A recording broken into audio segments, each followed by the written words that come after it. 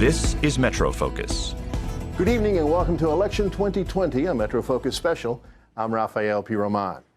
6 of the leading Democratic hopefuls faced off this week for the final debate before the Iowa caucuses. The showdown focused in part on 2 controversial topics that have dominated the news cycle since the start of the new year: Iran and impeachment. Tonight, we're exploring these issues and where the candidates stand. We'll also look at New Jersey Senator Cory Booker's exit from the race, as well as the brewing feud between Senators Elizabeth Warren and Bernie Sanders. And joining us now to break it all down for us are Nayela Amaru, a policy strategist and Iraq veteran, J.C. Polanco, a political commentator and former president of the NYC Board of Elections, and Jared Murphy, executive editor of the New York City-focused news organization, City Limits. Welcome, all of you. It's a pleasure to have you here. Thank you. Thank you. So let's start with Iran, and Nayela, I'll start with you. Mm-hmm. Just about all the candidates in Tuesday's Democratic debate strongly condemned or criticized President Trump for his decision to attack Soleimani in particular and for his Iran policy or lack of policy in general. Mm-hmm. But outside the political bubble, it seems like things are playing out a little differently. For example, a number of heavyweight foreign policy experts are saying that what Trump did is actually a game changer in a positive sense. Mm-hmm. Some of our closest European allies are now considering, or at least discussing, reimposing sanctions in Europe. And in Iran, anti-regime and pro-American protesters have taken to the streets in numbers not seen since 1979, when the Shah was overthrown. Are the Democrats on the wrong side of history here? Well, history is always seen in hindsight 2020. Okay. I think that the Democratic candidates on debate night, most of them took the easy route in terms of Trump is an easy punching bag. And Trump's claim for killing the general was essentially that he posed an imminent danger to the security of America. And reporting has shown that his reasoning for that was essentially based off of 3 things in his definition of imminent danger, which was, number 1, the fact that the general had done tremendous travel to Lebanon and to Syria, meeting specifically with militants who were known to be anti-American, and 2, the fact that he had gone to Tehran to seek the approval for military operations, and 3, the fact that Iranian aggression resulted in the recent killing of an American contractor in December. So his reasoning for the assassination was all these 3 things created in his mind imminent danger. Mm-hmm. And, you know, at the end of the day, it's we as the American public do not know what we don't know except what the media and the government is putting forth. And so I think in terms of will we be on the wrong or right side of history, it's hard to tell at this point, but we do know from what has been reported that that was the reasoning the president used. Yeah. And the reasoning, JC, I mean, it seemed like if it was such a good idea, as some of these policy experts say, why be less than candid about the reasons for doing it? It's broken down, you know, as Nayela said, the Secretary of Defense said it's not true. The president himself has said, oh, who cares? Why lie about that? You know, I don't know if the lie. Okay, why embellish? Well, you know, it seems to me there was a knee-jerk reaction by us in the New York City area and in the echo chambers of California and in Illinois and in New York City, namely, where we automatically begin to somehow create this nefarious movement where everything that the president does, especially this, is wrong and evil, and there must be something behind it. I was one of those guys that would say, hey, let's calm down, let's see what was there, let's see what actually happened. It didn't take long for me to realize that, hey, this guy Soleimani is responsible for over 600 American deaths, thousands of maimed Americans that are wounded today on paraplegic, people that have lost limbs. And not to mention that he's been solely responsible for the killing of over 1,500 unarmed protesters in his own region. So this is someone that President Bush, President Obama, and now President Trump all wanted gone because he was a key player and one of the #1 terrorists in the world. So the fact that he's no longer with us is a good thing for the United States. And I think that our soldiers and our troops in the region win when the guy that was in charge for so much terrorism is no longer in the picture. Now, the next question should be, why now? Well, is it because of impeachment? I mean, you can have those political discussions. But what America saw was that Democrats were saying the following: he was a bad guy. We're not mourning for his death, but why is he dead? Yeah. Why did he do it now? Seems as if it's a political question that we should Jared, going back to the right side of history, wrong side of history, why did the Democrats block a resolution by the Republicans in the House to support the protesters? And why, as far as I know, has it Biden and Klobuchar been the only two candidates who have supported the protesters? Do you know?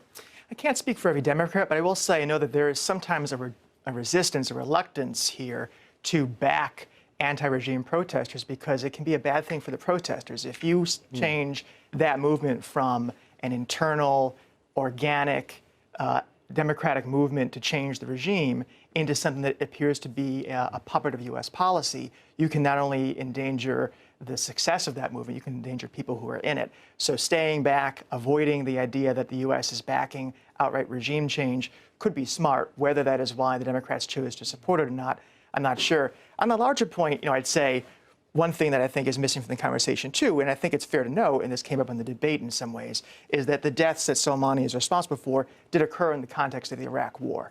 A war that the U.S. started of choice. Many would call it an illegal war. That's something that's important to talk about. Obviously, people's positions on that war in history were discussed on the stage Tuesday.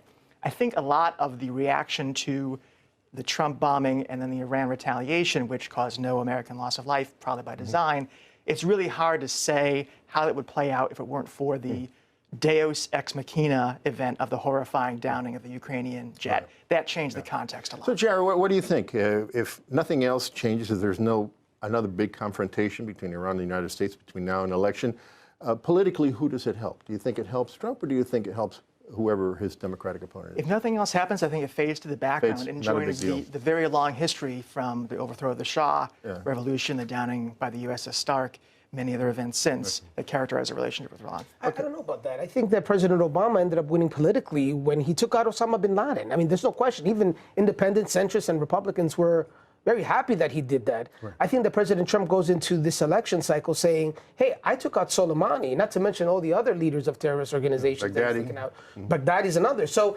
politically, and I hate to talk about politics when it comes to these types of issues, but I think it benefits a commander-in-chief of being strong on terrorism when he takes these guys out. All right, let's turn to impeachment. Nyala, finally, the Senate, it looks like next week, they're going to start the trial, the impeachment trial, after the Pelosi finally sent the articles of impeachment to the senators.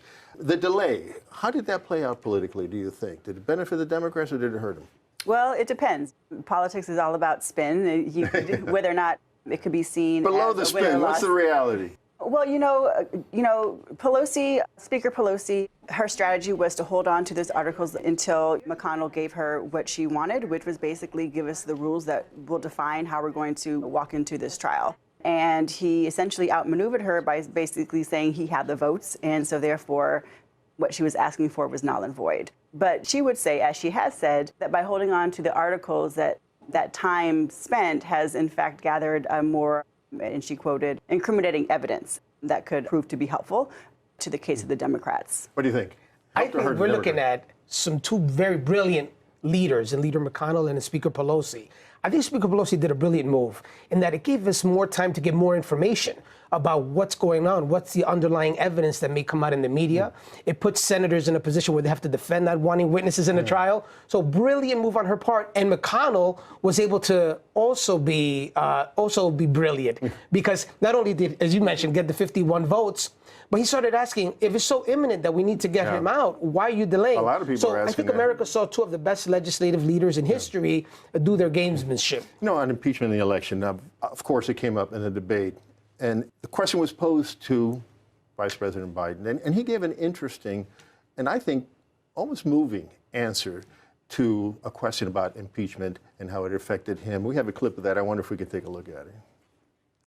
I understand how these guys are, this Republican Party. They've gone after, savaged my surviving son, gone after me, told lies that your networks and others won't even carry on television because they're flat out lies. And I did my job. The question is whether or not he did his job, and he hasn't done his job. And so it doesn't really matter whether or not he's gone after me. I've got to be in a position that I think about the American people. I can't hold a grudge. I have to be able to not only fight, but also heal. And as President of the United States, that's what I will attempt to do. Jared, Biden and his son Hunter have been at the center of this impeachment process almost as much as Trump has. How do you think it has affected his candidacy? I think, if anything, it has endeared him to some Democrats who might have been on the fence about him. Maybe not switching people to his side as a candidate, but reminding folks that he's been there a long time and dealt with some of these blows. I think that answer was particularly interesting because he both emphasized the personal stakes, but also indicated that, look, this is about something bigger. I don't think people would really want to hear this as a grudge match over sons and daughters and business entanglements. That would get old pretty fast. I think that they want to hear about what this has to do with the country, and obviously healing would strike that theme. What do you think? Well, I think the answer was great, and I think you're right. I think that a lot of Democrats are going to be endeared to him, and especially in this nominating process. I do, however, think, and honestly, this whole issue with Ukraine and the Bidens has actually hurt Vice President Biden among independents and those decision makers in Wisconsin and in Pennsylvania and in Michigan, because they're going to want to know, how did this guy get $57,000, $60,000 a month? Are you also corrupt? If they're not happy with President Trump because they think he's corrupt, is this more of the same? And I think that hurts him with independent voters. Yeah.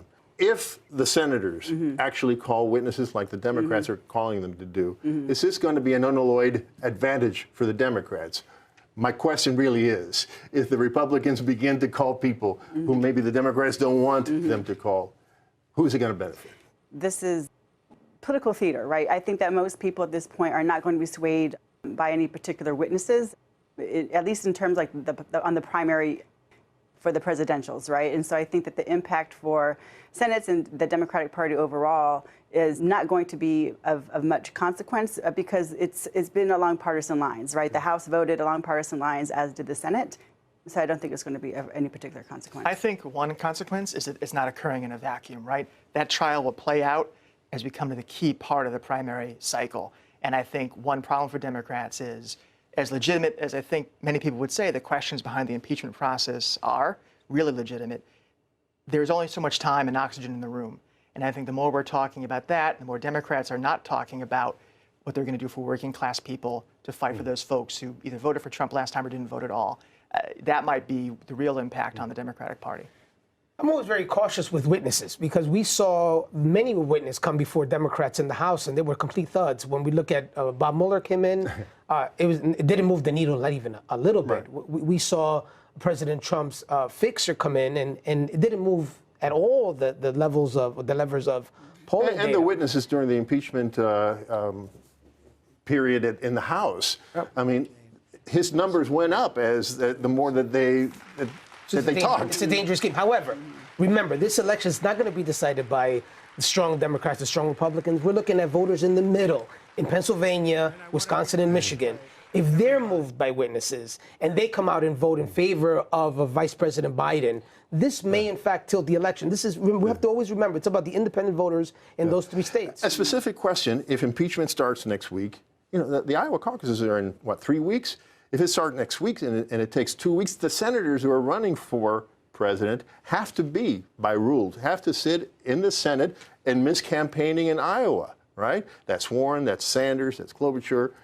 They all have to sit there. How is that going to impact the race? The fact that so many of them have to go kind of evens that a bit. I mean, I guess it gives an advantage to Biden, who will be able to stay out there, and Buttigieg as well. But I guess they're going to be seen doing something very important. They might get a chance to have a star moment there, asking a question or something.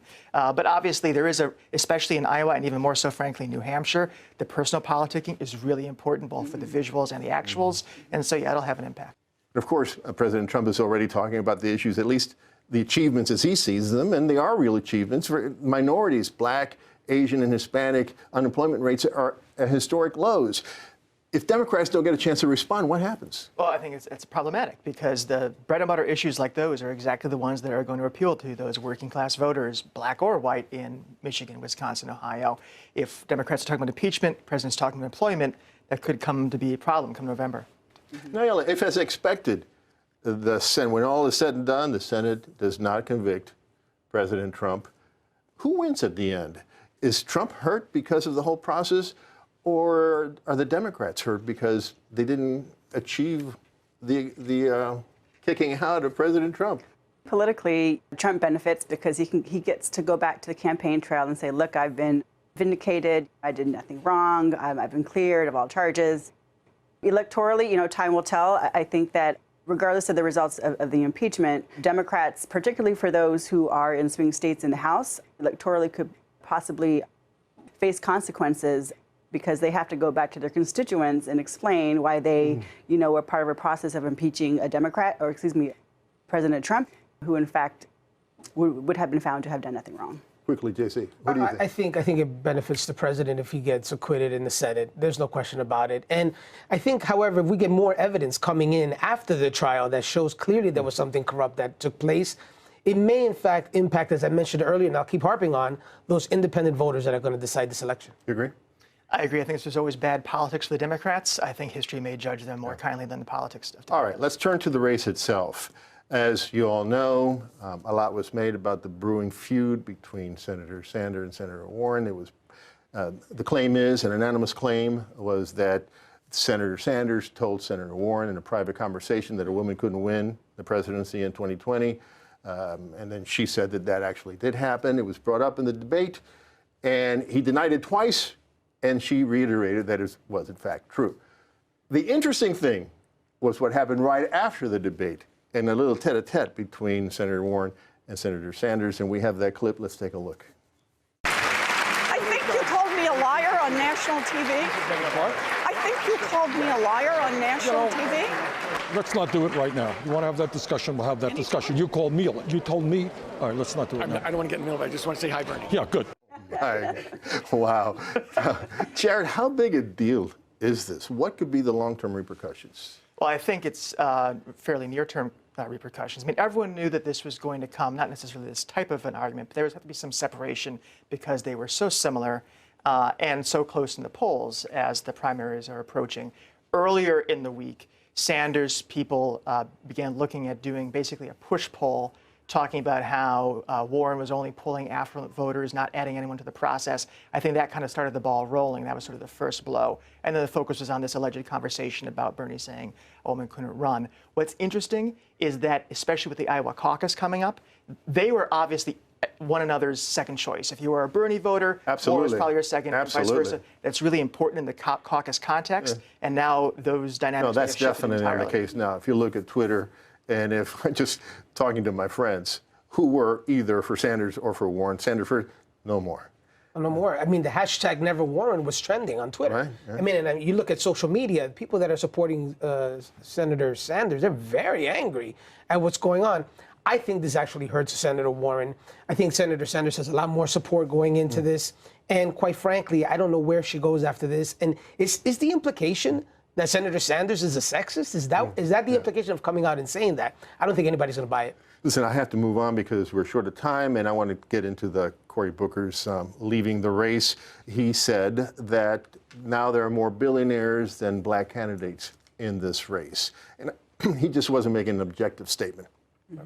He was saying there's something wrong here. Right. Who is to blame? Who is responsible for the fact that now the Democratic candidates are, by and large, white? There's plenty of blame to go around. I don't think there's any one particular person, but it is incredibly disappointing that this Democratic presidential primary cycle began as the most diverse slate of candidates to throw in their hat in for the ring, and yet here we are in January, which is essentially an all-white debate stage, which is particularly concerning considering a large number of Black, Indigenous, and Latino constituents and residents and Americans are part of the Democratic Party, but yet do not have representation at this level of government. And I do think it's important to note that that representation is important when it comes to understanding nuances of public policy. But JC, it almost seems like the implication of the critics is that the fault lies in the Democratic voters. The Democratic primary voters are not supporting Black and Hispanic candidates. I completely push back on that. There hasn't been one vote yet. Not one vote has taken place. I guess they're referring to the polls. Obviously, these people left the race, so obviously they think that because the money and the structures weren't there for them. But check this out. This is important. Pew Research Institute says in 2018, 90% of the African-American vote went to the Democratic Party. 70% of the Latino vote and Latina vote went to the Democratic Party. And 77% of the Asian vote went to the Democratic Party. And what we see today is that there's not one black or Latino or Latina represented on this. This is a big problem considering that the initial states where the primaries and caucuses are happening are almost completely homogeneous. And the fact that you need so much money to enter really hurts these candidates from getting on the stage. If you tell a candidate you need to raise millions of dollars by X amount of date, by X date to get on the stage, that really hurts voters that are not from an area where they can raise all that money. And I think it hurts, the structure hurts these minority candidates. I think that is clearly a case. And I think, frankly, the size of the field hurt, too. I mean, if you had a smaller field, someone like Cory Booker may have had a chance to stand out. You think of those early debates, he was off camera for so many of them because of his polling position. If that had been a tighter shot and he had a message that I think, might have resonated, it might have been different. I think the Harris campaign suffered from some clear internal problems, very promising candidate who kind of seemed to collapse very quickly. But I think a lot of it was if there weren't like the Bill de Blasios and Steve Ballmers of the world kind of glomming in during the summer, the dynamic might have been quite different. A related concern for the Democrats, you can see it in recent polls, relatively recent polls of African Americans. There's a poll that says that 34% of African Americans would go with Trump, one that says 20-some%. The smallest one says 16%. Even if it's 16%, that's twice as many black votes that President Trump did get in 2016. A real concern? It should be a concern for the Democrats. But the black vote in the United States is not monolithic. I mean, these are people that are concerned about the same thing that everyone else is concerned about.